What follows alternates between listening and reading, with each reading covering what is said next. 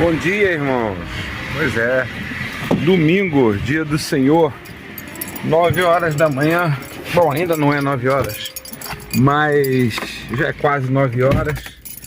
E essa semana foi uma semana tão preenchida, uma semana tão cheia de coisas interessantes, coisas maravilhosas, que não houve tempo de eu gravar o meu vídeo para essa semana. Ou melhor, chegou um momento em que eu decidi que não valeria a pena, eu não ia conseguir fazer algo nos moldes do que eu faço, né? Preciso de tempo para descansar, tinha tarefas com as quais eu me comprometi, tarefas muito bacanas.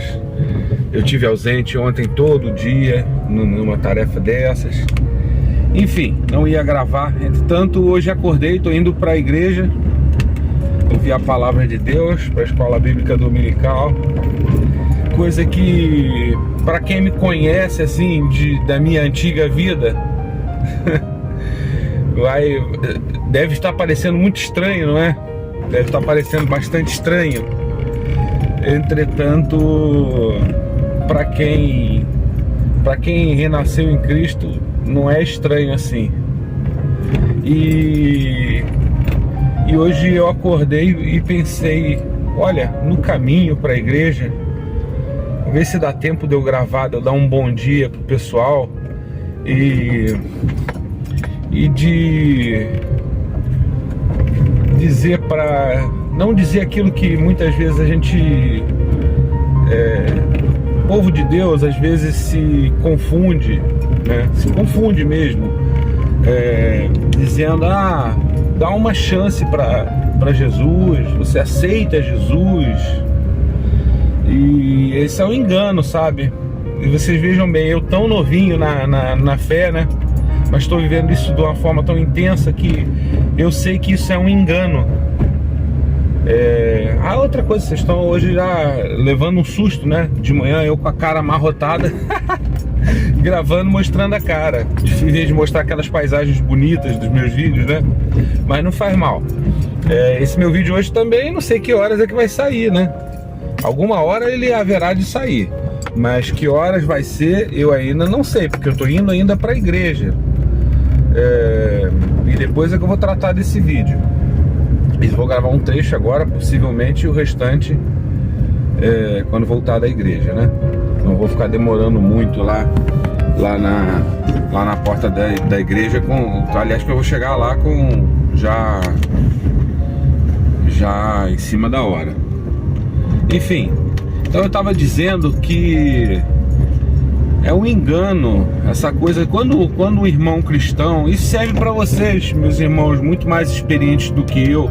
O dia que vocês pensarem em falar com alguém que era como eu, se a pessoa aceita Jesus, né, naquele desejo, é natural, é compreensível esse desejo de quem está em Cristo, de querer influenciar, né, querer o bem para uma pessoa amiga, né? É natural você querer o bem, você querer que aquela pessoa aceite Jesus, né? Aliás, isso a gente vê até em algumas igrejas, né? Às vezes aquela pergunta, você aceita Jesus? Né? A gente pode ouvir em alguns casos assim, exageradamente, né? Dar uma chance para Jesus, como se Jesus fosse um coitadinho que estivesse precisando de uma chance. E na verdade quem precisa de uma chance é você, sou eu, somos nós que somos pecadores, né? Nós que somos humanos, pecadores, filhos do pecado. A gente é inclinado para o erro, e se não for pela graça de Deus, a gente não vai dar nenhum passo na direção dele. Então não adianta, meus irmãos mais experientes, não adianta a gente tentar convencer ou tentar falar com um descrente, né? Uma pessoa como eu, por exemplo, era há pouco tempo atrás, a gente dizer, para dar uma chance para Jesus. É óbvio que também dizer para essa pessoa que, olha, eu vou orar para Jesus te dar uma chance, também não será muito efetivo, né? Vamos dizer assim. A pessoa poderá não compreender a razão daquilo que a gente estaria falando, mas o que a gente deve fazer realmente é pedir a Deus para dar uma chance para aquela pessoa. É Deus para agir na vida dessa pessoa e atingir ela pela graça, pela misericórdia desse Deus maravilhoso, e transformar a vida daquela pessoa. Porque se Deus entrar na vida da pessoa, se Deus agir na vida da pessoa, a pessoa aí sim, ela vai procurar a Deus por vontade, por gratidão. Eu falo isso com muita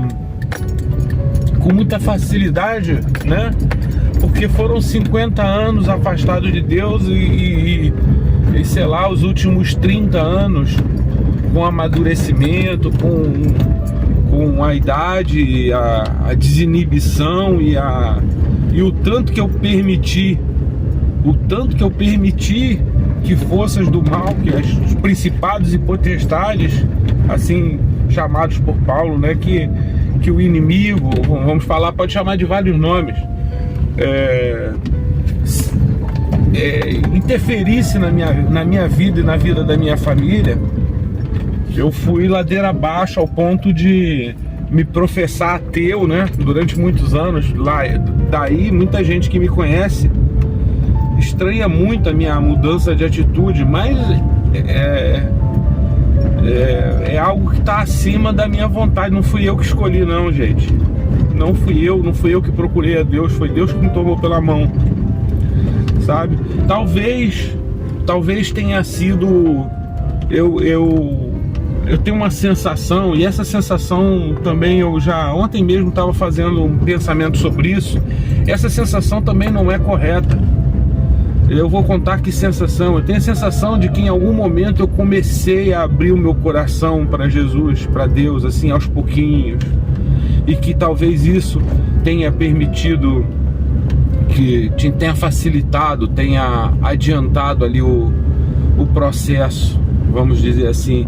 Mas esse pensamento está errado, esse pensamento não está correto, não, porque Deus lá na criação escreveu a nossa história, o nosso nome lá no livro da vida, né? Então não é pelos nossos atos, né? A graça de Deus, a graça é um dom de Deus, não vem de nós. Ela pode ser por meio da fé, mas não vem de nós, para que ninguém possa se gloriar, né? Essa passagem da Bíblia, jamais esquecerei, foi a mais impressionante, né? Foi aquela com qual eu bati de cara, né? Quando Deus me fez entender que a minha vida pertencia para Ele. Então, a graça é um dom de Deus, não vem de nós. Então, se Deus é perfeito na sua criação, se Deus escreveu a minha história lá no livro da vida, como posso eu acreditar que a graça ia me atingir mais cedo ou mais tarde pelas minhas atitudes, pelas minhas obras, pela minha procura por Deus? Não, esse pensamento não é correto. Eu acredito que não seja correto, né? Mas, de qualquer forma, existe uma coisa chamada responsabilidade humana, que eu acredito que essa sim, a gente tem alguma interferência em afastar aquilo que é negativo de nós. E essa eu não exerci, ou melhor, eu exerci a responsabilidade humana da maneira errada. Não afastei o que é de mim e da minha família, aquilo que é correto, e e de certa forma permitir que a minha vida fosse muito atormentada, perseguida por forças negativas. Então, meus irmãos, eu agora estou chegando aqui na igreja, né? Deixa eu até sair do carro e não vou me alongar. Não sei nem se vou... Não, vou sim. Depois eu vou fazer uma oração para finalizar esse vídeo e emendo. Então, meus irmãos, se revista do escudo. Eu não sei, eu não lembro exatamente a frase. Cheguei aqui, ó, na igreja. Vamos ter um dia maravilhoso. Mas eu não lembro exatamente dos versos de Efésios 6, mas revista do escudo de Deus, né? Da armadura de Deus. É uma série de frases nesse sentido. Se proteja das forças do mal. E, irmãos, você que já é cristão e que já conhece a verdade, e você sim vai buscar a Deus novamente. Esse Deus já te encontrou, já te tocou. Agora sim, é aquela coisa da responsabilidade humana que te afasta, que é daquele quanto que você permite que as forças negativas te afastem de Deus. Então, não permita, meu irmão, não permita. E quando tiver que interceder por alguém que precisa de Deus, ore por essa pessoa, peça para Deus. É só Deus que tem só Deus é que tem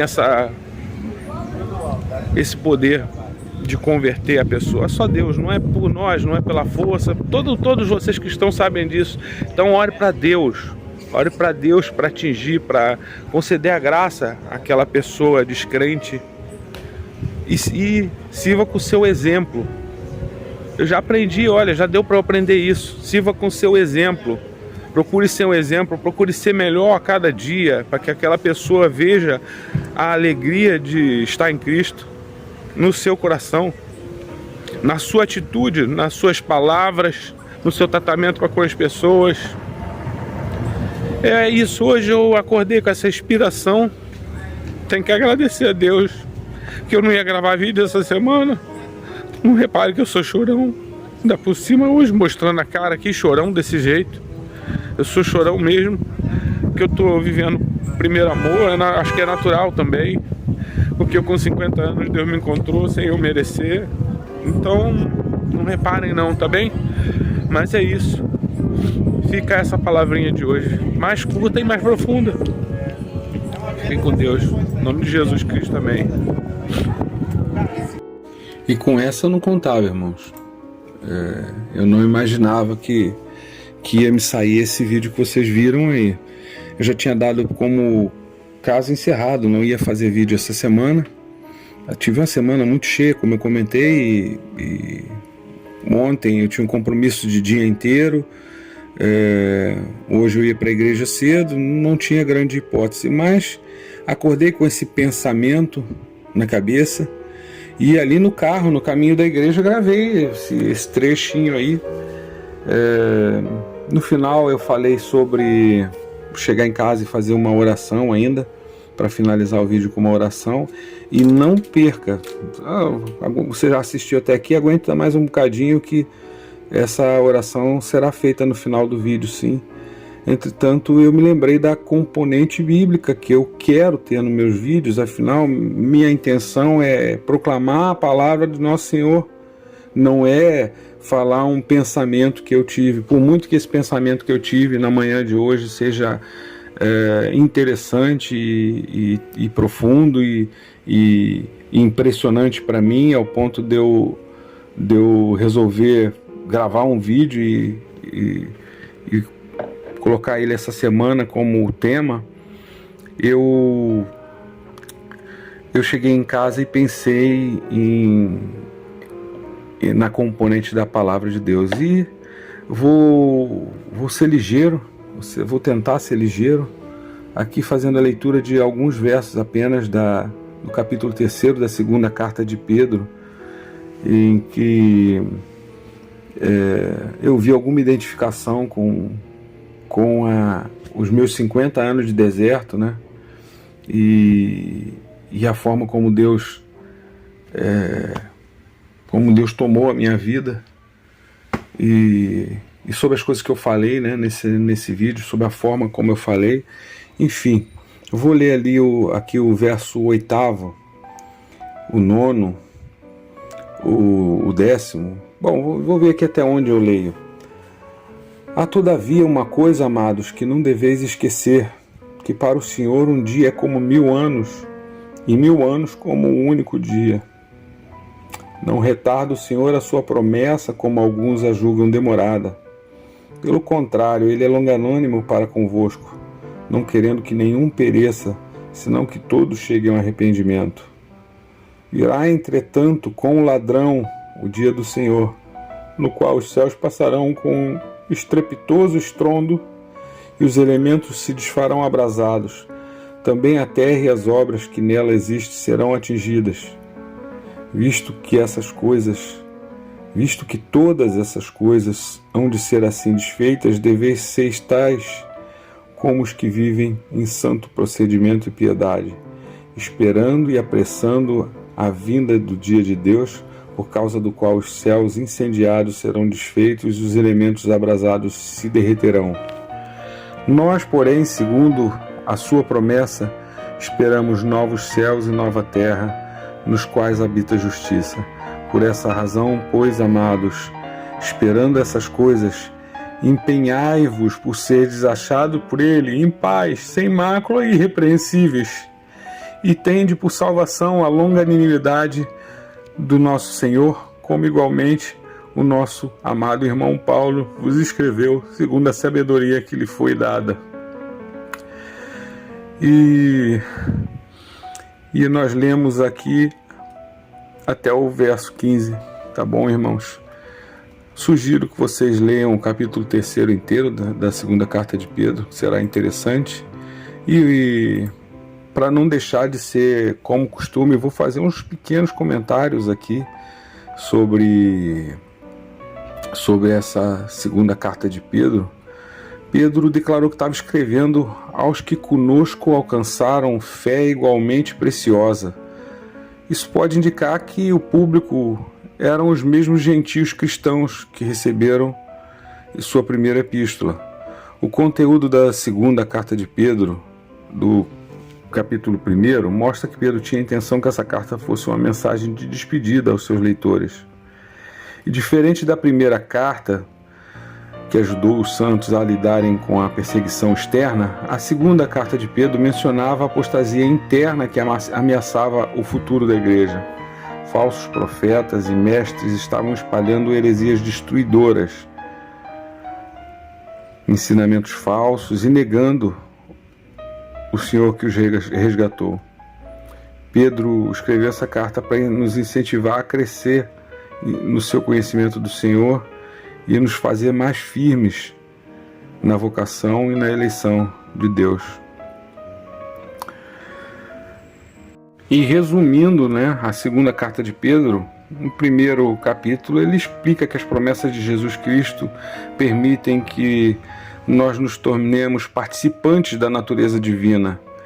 Ele nos incentivava a fazer firmes a vocação e eleição deles. E Pedro relembra da sua experiência no Monte da Transfiguração, quando testemunhou Cristo glorificado e ouviu a voz do Pai.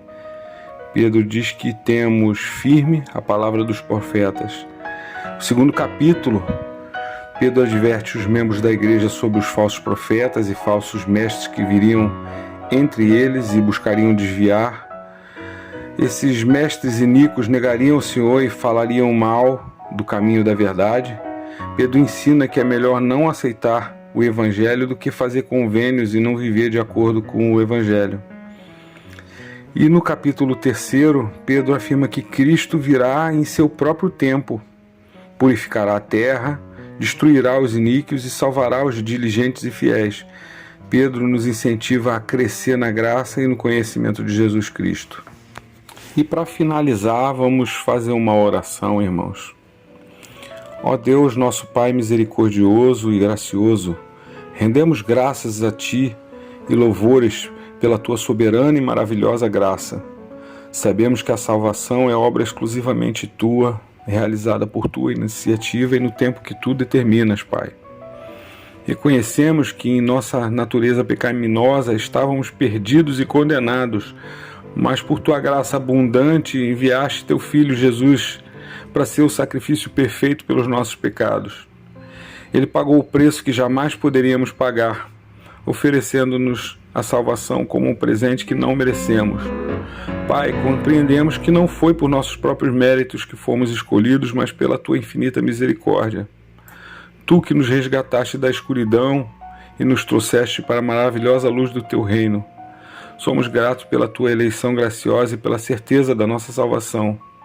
Ajuda-nos, ó Deus, a viver de acordo com a tua vontade. Dá-nos sabedoria e discernimento para compreender os teus caminhos e a humildade para render-nos completamente à tua soberania, Pai.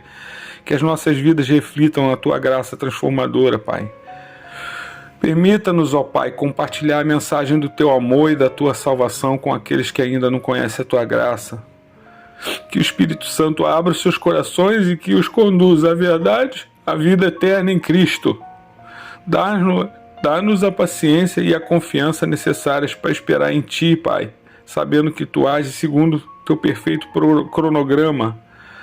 Concede-nos fé para confiar em Tua fidelidade, Teu amor constante, mesmo nos momentos de provação e de espera.